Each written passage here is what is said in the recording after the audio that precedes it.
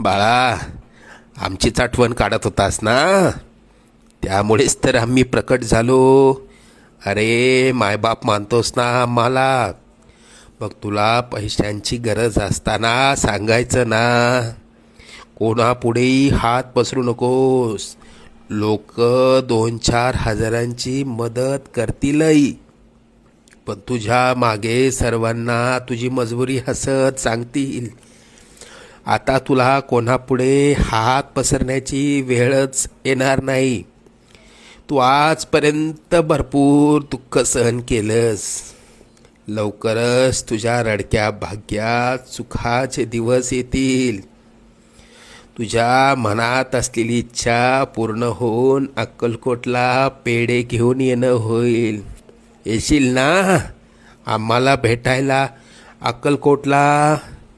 सगळं मनासारखं होईल. निश्चिंत राहा.